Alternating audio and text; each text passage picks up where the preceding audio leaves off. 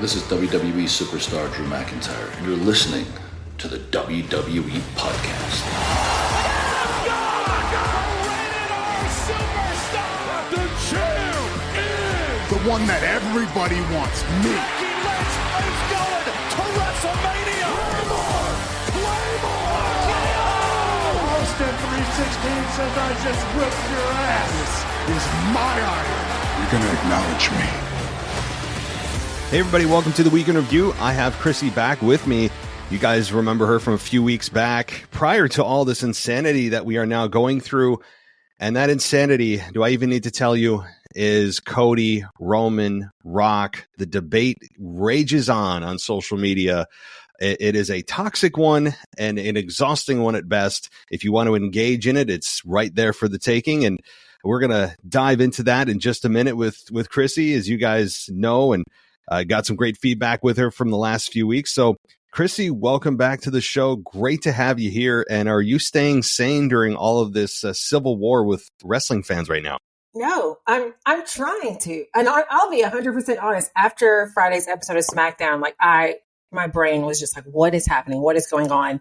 And I told my husband, I was like, I need a melatonin because I know I'm not going to be able to sleep. I'm going to be processing this all night. So I'm going to make me a glass of wine and some melatonin so I can actually sleep tonight. And then woke up on Saturday to social media and honestly, the news even going absolutely wild over this story. Even my husband, who is not a wrestling fan, like it's on in my house because I'm watching it, but he has no clue who the characters are, was like, what's going on with The Rock and Cody? I'm like, how do you even know who Cody is? Right. Well, it's hit him. So that's when I know it's big. Right. That's exactly right. When it's hitting people that don't even watch the product. WWE, for all the backlash that they're getting for this decision by seemingly half the fan base, they still have to be loving the fact that people are talking about something that's not related to Vince McMahon and the real awfulness that's going on with him and Brock and others. I mean, as that continues to evolve into a worse and worse scenario, they must be loving the fact that, okay, fans are angry, but they're angry at a storyline that's in a fantasy environment. They're not angry at the company per se for something that the CEO of the company did that they were talking about just a few days ago. So the attention has been diverted. It's a very convenient byproduct of what is going on with The Rock and Cody and Roman Reigns. And you know what? We still don't even know nothing's official. As of this recording, The Rock came out seemingly taking the place symbolically of Cody, but there's still nothing official. I think that's what makes my head hurt is I'm like, I want to see this play out. I feel like I'm going over these different things in my head and I'm seeing it online. I'm seeing obviously the "We Want Cody" hashtags. And part of me just wants to tell everybody, let's calm down because we have no clue what to expect on Monday. Although I was just on Instagram and I guess Cody had an issue or a run-in with Shinsuke at a house show in Knoxville. So they have a match on Monday. And of course, everyone is like pissed off about that. Like, this is not the story we want, actually. We didn't ask for the Shinsuke story to be brought up again. But at the same time, I'm like, how many more weeks do we have left until Mania?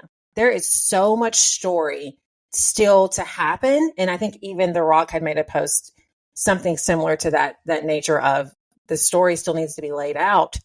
But my brain hurts.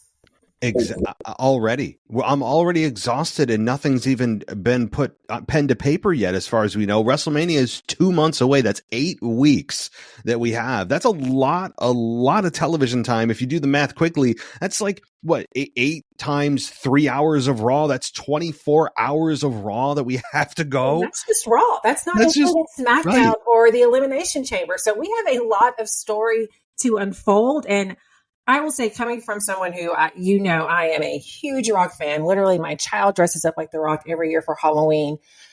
So I am very excited about this, but I do get the anger because of how it kind of played out. Like I thought this was going to happen at the Rumble. So when the Roman Reigns, when that match came second, I was like, oh, I was immediately defeated. And I was like, well, this is not happening. The Rock and Roman is not going to happen this year. And mentally, I had moved on and was mentally prepared for Cody. And I'm not a Cody fan. I don't dislike Cody, but I'm not ride or die for Cody.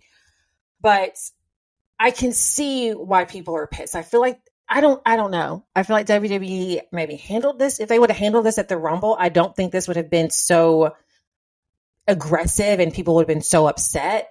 But at the same time, this is on TMZ. Like you said, this is all over the place. So well played, WWE, for switching the tables and switching the conversation to something, like you said, that's more storyline based and not based on the situation with Vince. So I think they played this the way that they wanted to play this. Maybe I think they're getting a little bit lucky too with how this is playing out. I don't honestly believe that the main purpose of bringing The Rock back was to divert people's attention. I think some of it had to do with the injuries that have been plaguing WWE, specifically CM Punk, that they didn't know he was injured at the Rumble, obviously, until after it happened. So I think things really changed once Punk went down. I mean, that sent things into a domino effect. Obviously, Brock Lesnar being taken out of the equation indefinitely, Seth Rollins being a bit shaky. So there are major players that are now out that they need to kind of fill those gaps and fill those holes in. And they're doing that now. And The Rock being brought in, here's the thing. I am with you on Cody being not the most appealing babyface in the world. I mean, I've gone over it chapter and verse as to why I believe that. But I think that the biggest thing that those who are not in support of Rock need to realize is that The Rock and Roman Reigns is something that needs to happen quickly. It's something that is literally a dream match, whether you want to admit it or not, or lie to yourself. It is. I know that the timing of it's the biggest problem, but also The Rock and Roman Reigns, this can't really happen. For this opportunity is not going to present itself many more times, if at all. When you move forward, Rock is not a young guy. He's got a million things going on with movies. He's canceled the last 2 WrestleManias because of his movie schedule. He was supposed to face Roman Reigns. He's got the XFL. He's now a board member on TKO. So, and everyone's healthy. So it's time to strike now. Whereas Cody and Roman, you could continue to present that opportunity for years to come. Now, I'm not saying Cody should be champion in 5 years, but the point is, if you're going to do this mega match, this dream match, you got to kind of strike now. I 100% agree with you on that, because like you said, like The Rock isn't a young chap anymore. And the time is now. And plus, when you think about it, WrestleMania 40, like that just has a big deal attached to it because it's the 40th WrestleMania. Like, that's huge. This is the time it's supposed to happen. And honestly, that's what I was so upset about at the Rumble, was I was like, this is it. This was supposed to be the year. This makes more sense for it to happen right now. And my brain kind of hurts on how this is going to play out. I feel like everyone is very upset about if the title is on the line. We don't even know that yet. So I feel like we can kind of slow down there and freaking out if The Rock is going to get the title. And my sweet husband, who knows nothing about wrestling, was like, I don't understand. Why does The Rock need to be the champion? I'm like, he doesn't. In reality, he doesn't. But as you mentioned, Matt, this is a dream match. And like you said, this is something that, honestly, I feel like all fans have been talking about for years now. But the timing of it now is I feel like the timing of it is where everyone is super upset. That is exactly it. But there will be no perfect time where people don't feel like The Rock is going to come in and steal someone's main event. I mean, if they did it last year, they would have complained, well, it's Cody's year. He won the Rumble. Then this year, Cody wins the Rumble again. And they're like, well, no, he needs a redemption story. He needs to finish his story. So there's never be a perfect time to do it. There's no such thing if you're a Cody fan and they're going to have Roman face The Rock at a WrestleMania at all, that you feel that it's the right time to do it. I understand the frustration, though. If I'm a Cody fan, I'm sitting here feeling if all of the assumptions play out with nothing official yet, if it's The Rock taking the title match from Cody and Cody saying, yeah, no problem, I understand the frustration, because you're building to this redemption all year. All the fans have been thinking about, when is Roman going to get back to Cody? When is Cody going to get back to Roman? And they finally get to it, and The Rock steps ahead of the line. I totally understand the frustration. The other point, though, is, if you're the organization, if you're in management, you're TKO, you're the one who has a monetary stake in WWE. You own the company, your endeavor. Wouldn't your main priority in a for-profit organization making money? I mean, I understand that sounds shallow and it sounds very kind of overplayed, or it sounds dehumanizing, but they're there to make money. And their biggest event of the year, who's going to draw more money, more eyeballs, more ad revenue than The Rock, who is arguably one of the biggest stars in the world. So I understand Cody's story being a big deal, but there's also money. I hate to say it. It sounds like insensitive, but it's reality when you're dealing with a publicly traded organization that has stakeholders, shareholders, sponsors, and go down the line. So I hate to say it, but it's also a factor. Yeah, it really is. And when you think about it, just look at what this weekend has brought. People who have no clue or not into wrestling at all are now familiar with this story. So what is that going to pull? That's going to pull more eyes on WrestleMania, more people being plugged in. And that's ultimately, like you said, that's the end game, is you want more fans, you want more followers, you want more viewership. So therefore you're going to be able to make more money. And The Rock brings that. And I love The Rock for it. Yes. I love The Rock so much, and I know Cody fans are hurting right now. And like you said, I understand their frustrations completely. But as a Rock fan, I am living for this moment right now. There's no question where Chrissy stands in the Rock or Cody camp. I mean, it's very, very clear, I think, where you stand, and I'm with you in there for different reasons. But I'm with you in the Rock camp. I'm also sympathetic to Cody. Now, I guess I'll have to ask you though, moving forward, how would you do this? Or how do you think WWE is going to play this? Do you think that they're actually going to have Rock versus Roman for the title? Do you think it'll be non-title? Do you think that I have my prediction of Cody losing to or beating Roman Reigns at Elimination Chamber, and you have Cody as champion there, and then the rest is Rock Roman with no title? But there's a lot of ways to go with this, including a triple threat that's been thrown out there. I mean, what do you think, and or would you do between now and WrestleMania 40? How would you play it? Honestly, like my brain hurts. I can't even wrap my head around it, because I had an idea of what I thought would happen at the Rumble. Like, my thought process behind that would be fatal 4-way, perfect opportunity for Roman to lose the belt because he wouldn't even have to be pinned. So I thought Rock's music would cue, Randy would pin AJ, Randy would win, and then we could go on and have this wonderful storyline of, the tribal chief. But now I really don't know. And my gut is telling me, as big of as a Rock fan as I am, I don't think this needs to be a title match. To me, it makes absolutely no sense for The Rock to be champion. And B, it kind of makes it more predictable, because in reality, are they really going to let Roman lose the belt to The Rock? I don't think they will. I think this is maybe another way to keep the title on Roman longer, so that way he can possibly beat that Hogan record, which is that would have him holding it to September? Yep. Which is a very long time. And I was talking to my husband about this, who has no clue what any of this means, but now I have someone to talk to who does. The whole Roman and his era and his reign that he has, what makes me so upset about that is I feel like if they would have presented Roman like Brock, like a beast who just cannot be stopped, versus someone who every single match, even though it's 3 times a year, has to have someone help him. I feel like they have made him look so weak, and there is nothing weak about Roman, but it makes him look that way, and it makes this whole reign not memorable, or not necessarily not memorable. Obviously, this is going to go down in history, but it makes it not as fun. That could be a whole nother podcast episode, but that's what I'm thinking is if this is for the title, I feel like Roman's not going to lose it. I really don't think he will.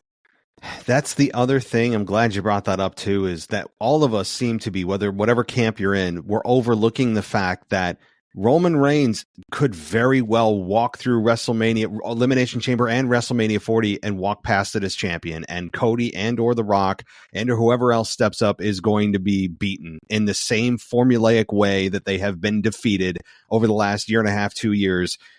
Which is really when the second half of his run has been really where they focused on interference. Yeah. Oh, there's Solo Sikoa with a Samoan spike. There's Jimmy Uso. Up, spear 1, 2, 3. That's been essentially the formula for the second half of his run, which has been really frustrating. And hate to say it, his matches have become boring because of that.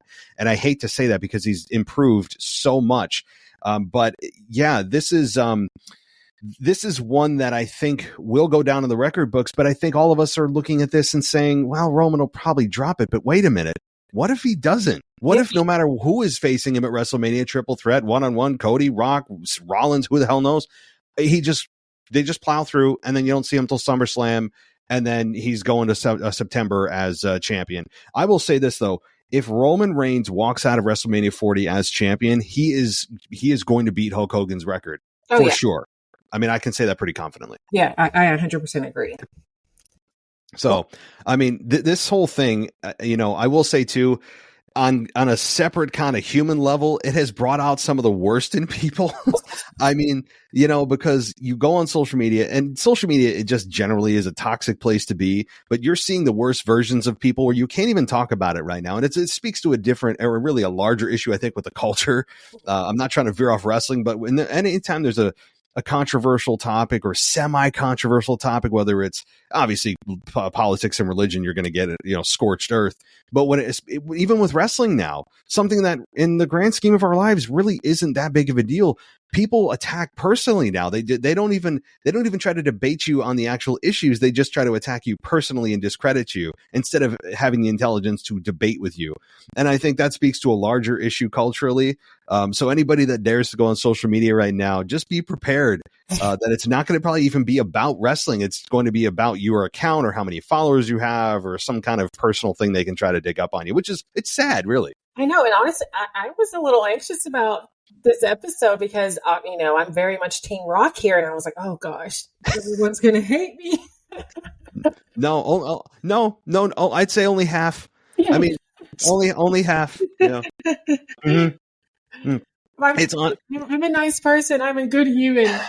I just have loved The Rock my entire life. So and I think really that's the moment. Thank you. Yeah. And that's the overarching message, I think, really is you're passionate about this. I'm passionate about this. Everyone who listens to wrestling podcasts are passionate about wrestling. Most fans don't listen to podcasts. So those that do are kind of the super fan. And so I think all of us really need to take this to heart is it's wrestling. Let's calm down. Okay. It's not going to affect your life in that big of a way. Okay.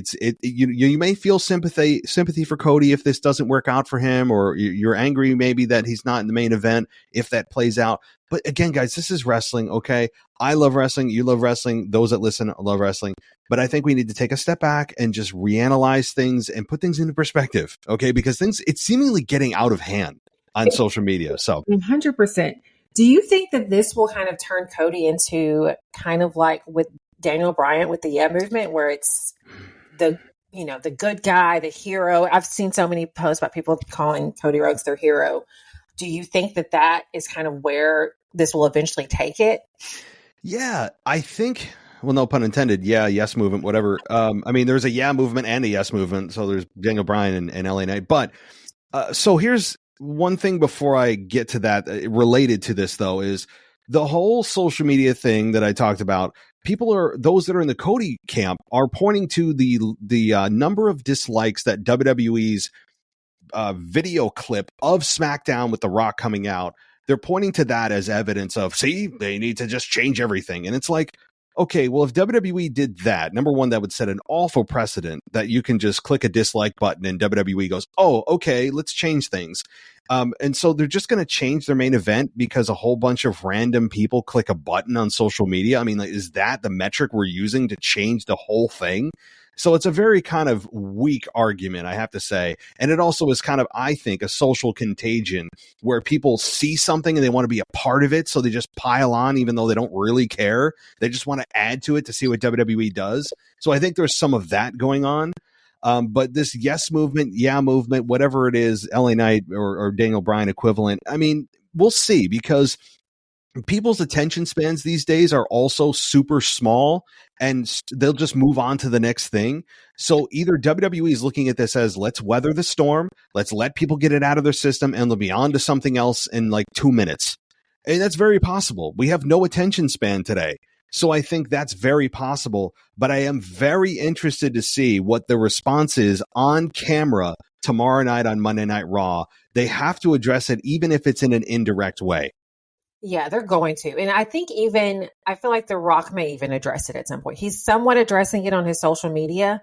So I think whenever he comes back to the show, whether it's Raw or SmackDown, I'm assuming SmackDown since that's where Roman is, I feel like he may address the negativity and everything. And Thursday, they're doing their big press release. So that's going to even be before SmackDown. Yes. So I'm sure they're going to address it then. Well, that's also it too. They have to have things kind of locked up by Thursday. They're doing a big press event in Vegas. So they have to have everything kind of lined up by then and their decisions locked in, and not just go by the way with like the will of the fans or like the way the wind blows. Oh, the fans are not happy. Let's change this. I don't think they're going to do that. Even though Vince is gone, they can't do that. They have to just see their plans through, take whatever heat they're going to take, and just continue on with their plan. And I respect that. So, but you're right. I think The Rock has to publicly address it. Cody, I think, will as well. And you know what, for you Cody fans out there, how does this not even light more of a fire under you and support him even more? I mean, that's also the silver lining in this. I tweeted this out earlier, X this out, or whatever you call it now, is if you're a Cody fan, doesn't this even make you like light a fire of support behind Cody Rhodes even more? Doesn't this make you even more anxious and more just energized to see him as champion? You know, so there is that as well, where the support of Cody is overwhelming now. That that's something to be said for Cody, even though this is disappointing if he's not in the main event. The support has never been more intense behind him. And can you imagine, like, with this amount of support, when he does finally end his story and have his moment, that pop is going to be absolutely insane from the Cody fans. So I think the build up to this, like I said, we just probably need to calm down. And when Cody finally has his moment, it is going to be a really magical moment because, like you said, this just should like build up that fire in Cody and finishing his story. Yeah, I agree. I think if no one takes anything else away from this podcast, I would just say tonight, like, everybody, let's take a breath. It is fun to engage and get all, antsy at battling someone you've never met on social media, this random person. I understand that. But let's just kind of chill out. And I do think that Cody Rhodes is going to beat Roman Reigns for that championship. Like you said, the pop will be massive. And the thing is, the one last little thing I want to talk about with this, and then we'll move on topics here, is he said, that's the belt I want. And he said that he's going to take him down and take everything from him. So I think that to me says that it's, and this is my guess, is that Cody still takes the belt from Roman, but it's at Elimination Chamber. And then The Rock faces Roman non-title for pride, for the family's position, for the family's respect, for head of the table at WrestleMania, where maybe The Rock beats Roman at WrestleMania and Roman Reigns is torn down. And then when he returns, he's a massive babyface. I think that's maybe the way they go, where Rock doesn't have the belt on the line. Cody still becomes champion and walks into WrestleMania as champion, and everybody's happy. I think, to me, that's how I do it. And that still gives Cody his moment at WrestleMania. Instead of winning at Mania, he's walking into Mania as champion. Right. And that, to me, is a phenomenal way to start a new chapter in his story. Because like you have always said, him winning the championship doesn't end his story. I think it just starts a new chapter. So chapter 1 being walking in as champ at WrestleMania, I think that's a good chapter. Sign me up for that book. And successfully defend it, because when Cody wins, he's not going to lose for over, I think, a year plus, and he should have a long run. So too, I mean, he's literally the face of the company. The man is on y'all's videos game, so he definitely, once he finally wins the championship, he should have it for a year. Hopefully, I don't think we need any more 2,000 day reigns anymore. If we could stop that, that would be great. But I do think he'll be champion for a while. Yeah, agreed. Agreed. And you know what? I want him to finish his story. So don't come at me. I do want Cody to finish his story, but I also want my Rock Roman match. And see, you can have both. People are thinking that you got to have one or the other, and you need to make a decision. It's like you can have both. I just laid out how you do it.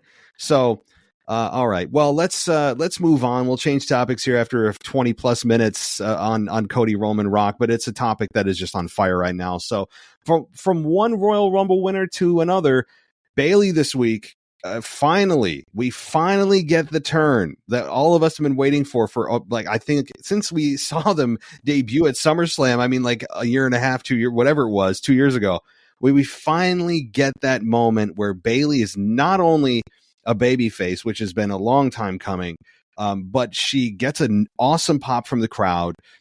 She is attacked by Damage Control in a kind of not an unforeseen way, but in a way that you didn't see coming, where she knew what they were saying in Japanese, which was kind of a cool moment on SmackDown with her speaking Japanese briefly. So, I mean, I like this turn. Her challenging Io is not a surprise, but what did you think of this moment with the women's side of things? I loved it. And I love that it wasn't a typical turn. I love that Bayley came into it knowing that they were talking about her and that she was the one who exposed it and kind of basically like lit a fire under them turning on her. I love Bayley. I'm excited to see Bayley as a babyface, and this version of Bayley, like the side ponytail headband version of Bayley, I wasn't a huge fan of. She was phenomenal in the ring. I just wasn't a fan of that type of character. But now to see her kind of as like a grown woman handling business and as a baby face, I'm excited for this. I think it'll be a really good match. I'm excited to see how it plays out between now and Mania. I did notice that Dakota, correct? Yes. The fact that she wasn't on SmackDown, I'm going to be curious to see how she plays into this. Is she going to be on Bayley's side and potentially turn on Bayley, or will she automatically be on Damage Control's side? So I'm wondering how she's going to play into this as well. But that's going to be a really good match. Both of them are phenomenal in the ring, so I can't wait to see it. Yeah, this is going to be a phenomenal in-ring match. Now, the promos may be you may struggle, obviously, because of the language barrier for Io. She can speak English, but not in a very fluent kind of typical wrestling promo way that you'd see someone battle in the ring. So that part of it, I'm kind of tapering my expectations, but you can still do great video packages. You could even do a sit-down interview with both of them in the back and have her speak clearly without the crowd noise interfering and being able to understand what Io's saying. So there's ways to kind of get around it, but I'm excited for their actual matchup. The build is going to be phenomenal for the next 8 weeks. It's a lot of TV time, right? Like, I mean, we just discussed, you can only build it so much and so fast. So they may just forego some of the in-ring stuff and do a video package 1 week to remind you or whatever. You know, it's a lot of time to fill, but I'm excited for this. I'm excited for Bayley. And like you said, this version of Bayley as a babyface character, I don't know what this looks like, but I'm here for it because, as you said, that side ponytail, aw shucks kind of character was never really something I was involved in and engaged in as well. In ring, she was always phenomenal, but I don't know what this is going to look like. I hope she doesn't revert back. I would imagine she's evolved and matured into an actual grown woman babyface character. I don't think she's going to revert back. So I'm excited for this. The long time coming, and I don't think Bayley's been a babyface in like 5 years. It's been a long time. It has been a very long time. And I'm hoping that they give Io the Shinsuke treatment as far as like when his promos, like between him and Seth, oh my gosh, those were so good. Those were so captivating. And I feel like if they give her that treatment leading up to Mania, then it's going to be she's going to have great promos. It's going to evolve this story. And we're really going to be able to get to know her a bit better because I feel like during this reign as championship, I don't really know that much about her. And she's been champion for a while now. So I think if they give her the Shinsuke treatment as far as those videos, the promos, the backstage interviews, things like that, then this could be a lot of fun on her side too. Absolutely. Yeah. And this is something that I think is going to be beneficial for Io, even though we all know she's probably going to lose to Bayley at WrestleMania, and she should. I mean, let's be honest. Like she probably should lose to Bayley. Bayley should be the one to take over. Io hasn't exactly had the most memorable run, to be nice about it. Io, I mean, I hate to say it, but ever since she cashed in, it's been kind of underwhelming to say the least with her run.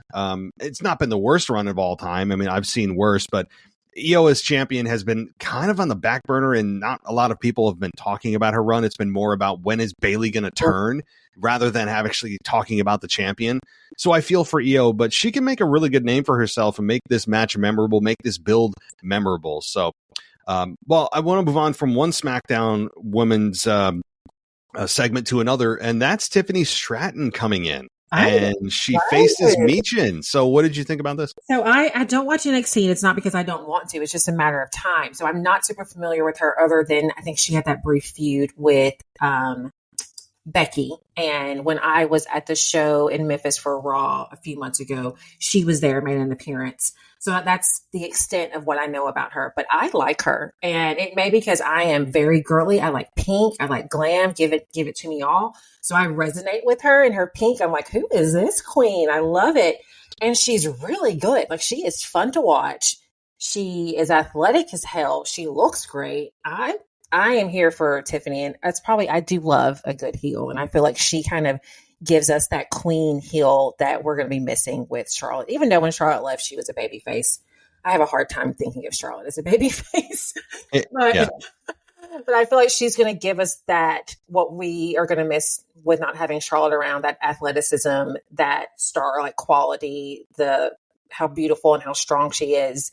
So I cannot wait to see her more and get to know her more. I mean, this women's division has me so excited. Like, oh my gosh, they are stacked with phenomenal women who are talented, who are strong. I cannot wait to see where Jade goes. Jade blows me away. I mean, when she walked out at the Rumble, I stood up and I was like, holy crap. And I follow this girl on Instagram, so I know what she looks like. But seeing her in a stadium walking out and her having that moment, and then seeing her dominate in the ring and lift up Nia Jax like she was picking up her purse, I was like, what is this woman? I cannot wait to see her more. And I'm excited to see all of the updates and the changes with the women's division. Naomi being back, I loved her moment at the Rumble. It gave me chills. I was so happy that she got the welcome that she had back. Naomi's fun to watch in the ring. She's also fun to look at. She's another beautiful woman. So holy crap, this women's division is amazing. And as a woman fan, I'm like, yes. Mm-hmm.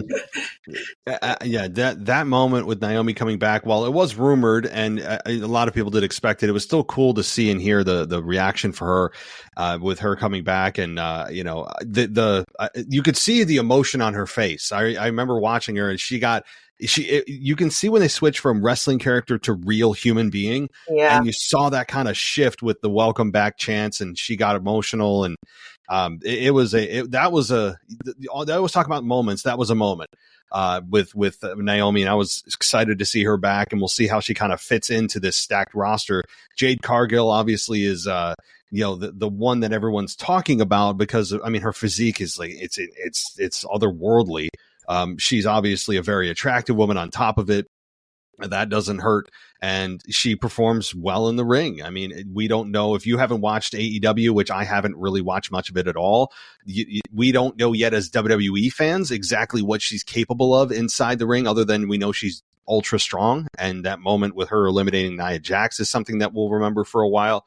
But I think that you're right. This women's division is really doing, I mean, it's never been better, has it not? I mean, you have Tiffany Stratton, who feels like she's been there for 4 years, and she's just debuted on the main roster this week. A really good match with Michin. I love her moonsault. Her gimmick of being the center of the universe it's solid. I mean, you kind of know right off the bat that she's an egotistical, which is good. I love it. Exactly. Like, it's not complicated. So I really enjoy that. And, honestly, and this may be a bit controversial, but I don't think WWE needs Sasha Banks. I know that people want her back, and yes, the women's division from a star power perspective would be improved, but their women's division is so stacked generally in the company that I don't think we need Sasha Banks back, as much as I understand people are I understand why they want her back, but we don't need her. Because we have such a good quality group of women wrestlers right now, which it's, to be a fan since I was a child, to see where the women's division was to what it is now, I feel so proud to be a wrestling fan now. And I always have been. But when you look about what the women, how they were treated, when I grew up during the Attitude Era compared to where they are now, oh, I love it so much. I just hope that they all get enough TV time to tell their story and to be active, because they all deserve it. These women, you could tell, just work their butts off to get to where they are. And even though, like, I would say half the Rumble was filled with a lot of hard botches to watch. I mean, a lot of it I was getting secondhand embarrassment. But once Becky came out, it was like, okay, this is what women's wrestling should look like. Well, speaking of Bayley, I have to ask you, or Becky, what did you make of? I mean, I know in the Rumble she didn't do a whole lot. She essentially was a rag doll, which was weird. I mean, she came out and had her flurry, and then just sat on the mat and got stomped for the rest of the match. Obviously not winning, but she did add star power. But as far as this dynamic with her and Rhea, and now Nia Jax on Raw attacking Rhea and putting her down, how are you enjoying, or what do you think about the women's side of things on the Raw on the Raw brand. Are you enjoying what's going on? Do you think they'll get to Becky Rhea? What do you think the end game is for that? Right now, I kind of feel bad for Becky. Like, I feel like she's lost. I feel like her character is lost. I feel like at one of your, during your weekly, when you read your emails, someone wrote in about her voice, and now that's all I see. That is all I see. So thank you for that to that listener, Yes. because now it's ruined me. And I'm like, can you just talk normal? Yes, it's so true. So now I don't know where Becky lays in all this. And Becky is so talented, but I feel like her character, something needs a reboot. And I don't know what that is, but I feel like I'm more excited about Rhea and Nia, which is wild, because I would have never thought that I would be more excited about a Nia Jax match than I would a Becky Lynch match. But right now, the way that Nia's character is growing and building, I'm more excited to watch that than I am with Becky. So I'm hoping that there's something is a breakthrough, because I love Becky. Becky is one of my favorite wrestlers to watch in the ring. I'm just thinking her character feels dead right now. It does, and I never thought that I would say that Becky versus Rhea at WrestleMania doesn't sound super exciting, because Becky's character has been, like you said, it's felt stale for a while. It's like it's past its expiration in a weird way, yet she's also still an incredible talent. So it's a very strange place for her to be in, where people react to her because it's Becky Lynch, but it feels like she needs a fresh coat of paint. It feels like, I don't know if turning her heel is the answer, or giving her an edge, or just changing her look and her music, or all of the above. I don't know. I don't know the answer. I'm not pretending to, but like we just know what the issue is.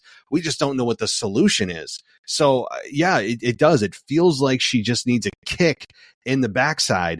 Her character anyway, of like, okay, you need to change. We need to change something here. And even her interviews are kind of depressing, where she's like, yeah, I know I'm not the strongest and I'm the underdog. I know, but gosh darn, I'm going to fight for it. It's like, no, like you're saying you're the man and you're acting like anything but. I mean, it's not very appealing the way she's even talking right now. It makes you kind of feel a little pity for the character. Yeah, it's exactly. It's weird. I feel sad for Becky, and I'm like, who? This used to be the man, and I'm like, now I'm like, oh, Becky, and I'm like, oh, yeah. It's so weird to feel that way about Becky. I would have never thought we would be here, but I think something needs to change. I don't know what it is, but I hope leading up to Mania that she gets some type of boost that she needs. But like you said, I'm excited for, and I never thought I'd be sitting here saying this, for Rhea Ripley and Nia Jax. I mean, Nia Jax, who has overachieved in my mind incredibly over the last several months, and I have not been a Nia Jax fan. She has done an excellent job of kind of finding her voice. In ring, she's seemingly improved. Her presence is there.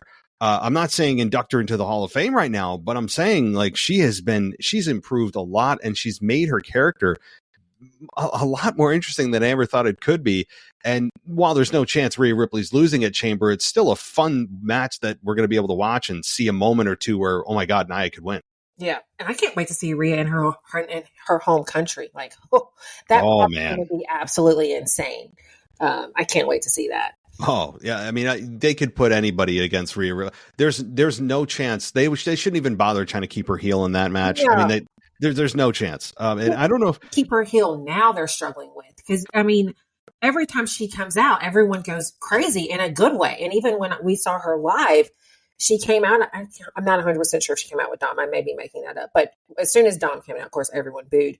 But when she came out, everyone was clapping and excited and screaming. I'm like, she is not a heel. I know she is technically, but you can't help but love Rhea because she's such a badass. She is, and people are ready. And I think we talked about that last time, but I know, was it SmackDown or Raw this week where she appeared and I saw her, they showed video of her entering the arena carrying her bag and she had no makeup on. And I'm like, or at least makeup that isn't the goth makeup. And I'm like, okay, for number one, I like the way she looks without makeup. Personally, I think that she looks much more like a human being than her goth look, but her goth look is iconic. I get it.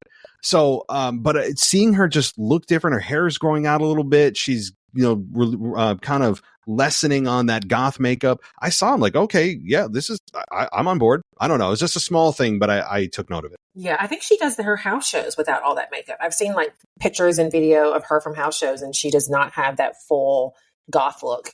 going on when she does house shows. So I'm like, I'm here for that natural queen too. Like I'm here for the Rhea journey. I love it. Oh yeah, and she, even at WrestleMania, even if they get Becky to a good place of being believable to take down Rhea, I don't think the fans are going to be on board for Becky winning. I think they want mommy all the way. Yes. I mean, I think Rhea Ripley, even though she's not in Perth anymore, I think that they're going to be well behind Rhea Ripley going into WrestleMania. That it's just going to be, I think it's going to be a rough day for Becky Lynch, even if she gets to a good spot. Yeah, I think so too. So, well, moving on to something else massive that happened, and this is on Raw. I want your take on it. With Punk's announcement, his very emotional announcement, he's missing WrestleMania, which was very emotional and very believable. It wasn't an act at all. I feel bad for Punk too. What did you make of Drew McIntyre coming out and his statement about "I prayed for this"? Oh gosh. And then attacking him. I mean, what did you think? We had mentioned a few weeks ago that I was like, I'm ready for Drew to turn dark. And he definitely turned extremely dark. I mean, as soon as he said that, my mouth dropped. And I don't know if Andrew is his full name, but you know, when someone does, like a child does something bad and you have to say their full name, I was like, Andrew, my gosh, clutching my pearls. I thought it was iconic. Like that right there, that line. When he gets inducted into the Hall of Fame, they're going to be playing that promo in the background. Like, oh, it was so good. I'm here for full heel turn Drew. That was nasty. The beat down afterwards was like, oh my gosh. I love a good heel though. I did 100%. My gut dropped for Punk because I mean, this was supposed to be his year. This was when his dream was also supposed to be fulfilled. And I hate it because I just, I'm in my late 30s. And it's like, once you get to a certain age, and I am no athlete by any means, but once you get to a certain age, your body just starts to shut down. And I can't imagine at their level where they have been putting their body through the ringer for decades, that now being at the age he's at, where something it's not even someone's fault. It was just something that happened. Like how defeating that feels. I mean, for this to have happened to him multiple times, like, oh, it just crushed me. And I know that did tear me up. And I'm not a huge Punk fan, but in that moment, I felt like it was him and who he is as a person, not just his character. And I really did feel for him. But when Drew said that I had been praying for this moment, I thought, Jesus, Andrew.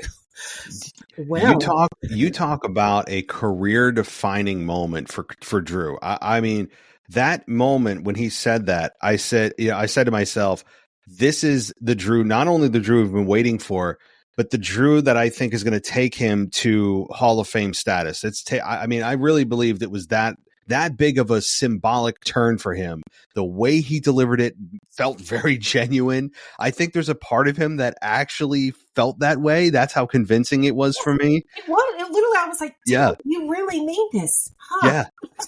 I mean, how often do you get that from wrestling promos where as long as we've been watching wrestling, we're like, whoa, that sounded different. That felt different than all the other thousands of promos we've seen. Those promos don't happen often at all. So when they do, you take note and it grabs you and you're like, oh God, oh, holy crap. And I love that he's playing into it on social media too. Like he's resharing. Oh yeah. He's posting videos of him doing arm workouts. Like don't miss out on arm day. Jesus, Drew. That, and did you see the one he reposted, which was my favorite, of him laying on a grave where someone superimposed his face and he's given like the peace sign with Punk's tombstone of his WrestleMania dream. That was awesome. Yeah. So, I'm full mom mode on Drew right now. And I'm like, Andrew, go to your room. I love it, but whoa. Yeah, that was, because how often do you hear anyone say, I prayed for this or that? Like it's like language, like kind of it's religious. Like you just don't talk about that. It's not something you ever bring up. You don't talk about praying or anything spiritual, obviously. Like you just, that's a topic that you don't even like talk about language related to it. So when he said that, I'm like, whoa, like you never hear anyone even say something like that. No. So yeah, that was awesome. And then, like you said, the beatdown that followed was obviously something that'll lead to when Punk returns in sometime midsummer. It looks like June, July time, just in time for SummerSlam. He'll be back. So they'll shoot right into that program, which will be fun. And it also, for me, kind of puts Drew towards the top of a potential challenger for Seth Rollins at WrestleMania. If Cody doesn't challenge Seth for WrestleMania, I think Drew is one of the top contenders. I know we just saw them have a program a few months ago, but right now Drew is on fire. And what I love about, they are fun to watch in the ring. Like, I know we've seen it already, but the two of them together, that's the kind of match I could watch over and over again because they work so well together. Their matches are a lot of fun. So, and if Drew is this dark, I mean, can you imagine what he's going to put like Seth through if he is this dark and angry? I know that's a good point too. Yeah, I mean, this version of Drew McIntyre, we've seen in a match on Monday Night Raw where he quote unquote accidentally hit a low blow on Sami Zayn and then he ended up winning. But yeah, I mean, that's the next step, is him getting vicious and very clearly purposefully cheating to win. And being vicious and maybe bloodying somebody. That is the next step in this evolution of the Drew turn, which for a while was kind of ambiguous. You didn't know. He had some lucky kind of opportunistic victories, and then he'd turn a little bit, but then he's kind of a good guy, and he talks about his mother, but then he turned. Now this is a definitive. There's no more ambiguity. He is here. He's a heel, and I love all of this. So, I just think he's a top contender now for the world title. It's just, how is this all going to shake out? I think we'll learn a lot more tomorrow night. Yeah, I think so too. I'm excited for Raw. And hopefully, no doubt. This went down. This is a Raw that I think a lot of us are going to tune into just for the fact of watching to see how WWE responds to all the backlash from the Cody Roman stuff. So, like, I mean, just to see, what is Cody going to say? Does WWE publicly acknowledge it? Do the announcers say something? Is there a message from Triple H? Like, how do they manage or navigate this, or do they ignore it altogether? So, I mean, that's a strategy too. So, all right. Well, as we kind of wrap things up a little bit, there's only one or two things else I want to ask you. What do you think about Logan Paul and Kevin Owens continuing their program here for the U.S. title? I think it's perfect. I like to hate Logan. Logan is fun to hate. You've said this before, and I 100% agree with you. He has no business being that good in the ring. When you're watching Logan, you forget that he has not been doing this for a decade. He is fun to watch. I think KO is a good balance for him. Also, KO is ruthless, and he's always been a fan favorite. So I think this will be fun to see where this leads. I'm here for it. I think the way it ended at the Rumble, the story has to continue. God, now I'm turning into Cody. But I think their program has to continue because of the way that it ended at the Rumble. So let's keep it going. Yeah, this is a fun program that I don't think Kevin Owens still is going to beat Logan Paul. I mean, he'll eventually earn his way into another shot at Chamber. That I think is pretty clear, but I don't think that there's an opportunity for him to actually beat Logan Paul yet, because I think I'm on board with the general thought, the group think. I hate to say that, but it is kind of group think, although I'm on board for it, of LA Knight facing Logan Paul at WrestleMania, and then LA Knight finally getting that big singles title victory at WrestleMania. I mean, they could go a different road, but maybe he's in some kind of fatal 4-way or whatever to get more men and more guys involved into this matchup. But that's probably what I think, even though I'm excited for the match itself that's not yet announced. I think that is going to be a hell of a matchup. I mean, they went to war in their last match. I mean, you saw Logan Paul. I don't know if you saw the interview. He looked like he was concussed. I mean, legitimately concussed, not putting on an act or in his character. For all the things that are said about Logan Paul, he puts it all out there. He kills himself inside the ring. There's not much you can say against his work ethic inside the ring. From a character perspective, he has a little work to do, but he feels like he's polished already. But Logan Paul, is going to always put it all out there. And I'm not a big fan of him for other things he's done in his personal life and all that. But when it comes to WWE and inside the ring, the guy just has it. So that's undeniable. 100%. And you're right. Like, I don't know much about Logan Paul outside of WWE, but when he's in the ring, he, like you said, he gives it his all. You can tell that he really respects being in the ring. You can tell that he really wants to put on a show, and he does that every single time. Yeah, no doubt about it. So I'll leave it to you, Christy, before we wrap things up. And actually, before we do that, because I don't want to forget, I got to ask you, because I know you have your own podcast and your own business. So I'll let you have the stage for that if anyone else is interested in following you and seeing what else that you do besides obviously talk wrestling. Yes, so I am a wedding planner. So I love weddings and wrestling. It's my two favorite W's. I am the owner of Southern Sparkle Weddings and Events. We are based in Tennessee, and I have a wedding planner podcast called the Wedding Planner Podcast. So definitely check it out. If you are getting married or engaged and need some inspiration, be sure to follow us there. Awesome. Guys, I really recommend you check it out. And, well, Chrissy, the floor is yours, though. I mean, if there's a topic or two or a comment or two that you have about anything we didn't cover, I know, guys, there's a lot that happened in between. I know we didn't cover everything, but Chrissy, the floor is yours. I'm trying to think of what else I wanted. I was like, I really want to talk to Matt about this. There was so much that happened this week. Drew was one. Yep. What's happening with my sweet love, R-Truth? He made a post on Instagram, I believe this over the weekend, that it was like a screenshot of like, what's a initiation to join a gang? And he was like, it's okay, guys. I'm still in. So he still thinks he's in. But I agree with you. My gut is this is going to be at Mania tag team, and Truth needs to hold a belt. Like, this is his turn. This is his time. Please let this man go to WrestleMania. After the last episode of SmackDown, like, I immediately went online and was like, can I afford this trip? Because it would be a full-on trip for me. That would definitely be a flight, not a drive. So hopefully I'll be there. That's my goal, is to go to Mania. I may have to sell an organ or two or some feet pics to get there, but I am going to make it happen. OnlyFans is your dream, right? Yeah. So, I mean, that's disclaimer: I am not on OnlyFans, but no, of course not. No, thousands of their pedicure. Like, I could go to WrestleMania with that. Right. That's what I know. I mean, that is the dream that I have tried to share as well. And I mean, I have thought about going, and it's time and money. It's the two things we're always after, right? It's like, man, obviously time off work. I mean, you're a mom, I'm a dad, and it's like, you got to navigate that. And then there's the expenses of the flight and the hotel and the additional food and merch and miscellaneous expenses. And then, all these things, and you got to add it all up. And it's like, but is it worth it? You're like, but is it worth math all weekend, and I am not a math person. And I was like, okay, what do I have to sell to make this happen? Mm-hmm.